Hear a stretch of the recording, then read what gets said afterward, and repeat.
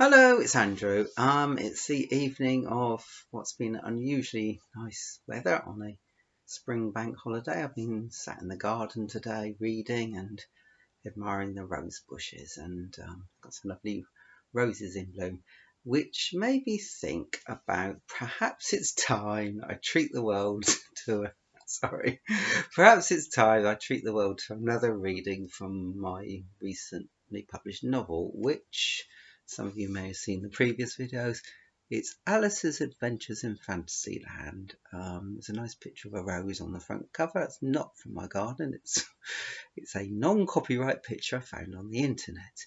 Anyway, the novel takes the story of Lewis Carroll's Alice's Adventures in Wonderland and transports it into the current day.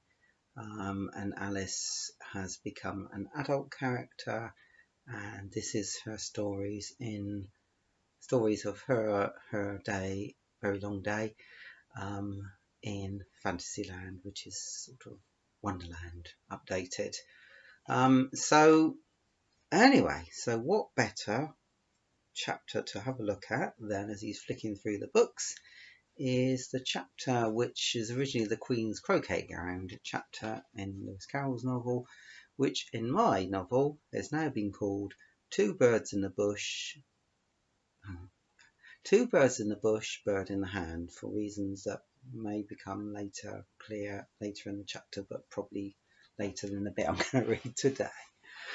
Anyway, this is how the chapter starts. A large rose tree stood near the entrance of the garden. The roses growing on it were white, but there were 3 gardeners hard at it, busily painting them red. They were not the usual type of gardeners, instead they seemed to be giant animated playing cards. Alice thought this a very curious thing, and she went nearer to watch them. As she walked, Alice remembered something Andrew had once said about gardening. Andrew's her ex-boyfriend.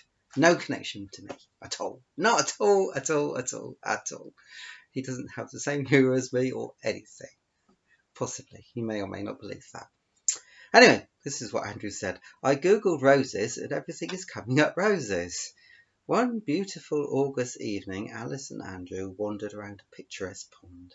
They'd both grown up near the pond, but for some strange reason, neither got round to visiting it before. That is actually a true story. I lived for many years a town called Fleet in Hampshire, and it's got the biggest pond in Hampshire, and it was only last year, at the young age of just past 50, I wandered around part of it for the first time. I don't know why I've never been there before. Anyway, just as she came up to the gardeners, by chance Alice heard one of them say, "Look out now, Five, don't go splashing paint over me like that." "I could not help it," said Five in a sulky tone. "Could not help it," in a sulky tone. Seven jogged my elbow. Seven looked up and said, "That's right, Five, always lay the..." How's this my problem? Sorry. Can't get my words out. "Always lay the blame on others." "You'd better not talk," said Five. "I heard the Queen say only yesterday you deserve to be beheaded." "What for?" said the one who spoke first. "That's none of your business, too," said Seven. "Yes, it is his business," said Five, "and I'll tell him.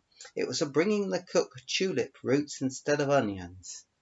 If you're a bit confused about the numbers, these are the numbers on the back of the playing cards. Well, they're not like numbers of football shirts or anything.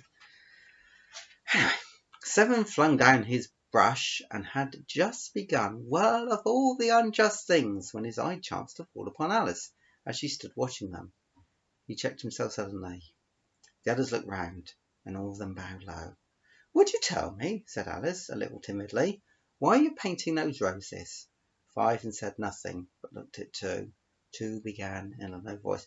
"Well, the fact is, you see, miss, this here ought to have been a red rose tree, and we put a white one in by mistake.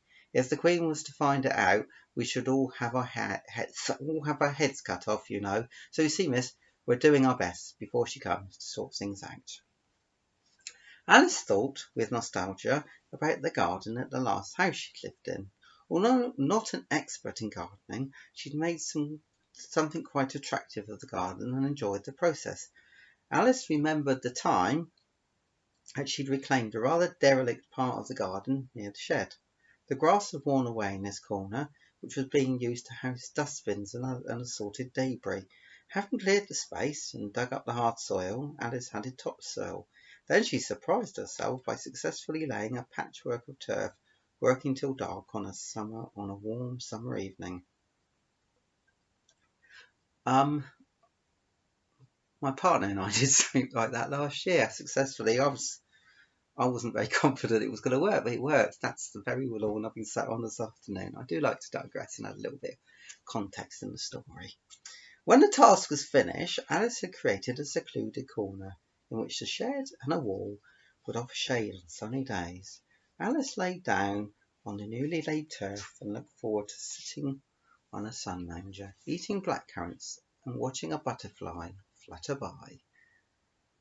Alice and Andrew enjoyed sitting in the garden on warm summer evenings. They'd often eat salad followed by ice creams while chatting, watching her cat play, and listening to birds singing in the trees. On many nights they stayed in the garden until twilight. Alice helped... Sorry, I'm getting confused here. On many nights they stayed in the garden until twilight. That's actually the end of that little bit. I think I'll leave it there for now. I hope this has been of some interest to somebody in some way. Yes, I'm sure it has. Well, a few people are watching, so obviously I'm doing something right. I keep noticing, I didn't say I've got a nice cushion with a picture of an owl in it. Yeah, I don't know why I mentioned that. But suddenly, every time I see one of these videos back, I think, there's the owl sat next to me. It's not deliberate, it just happened to have been sat there. Anyway, that's it for tonight from the book. I shall twirl it round and return another day. Thank you. Goodbye.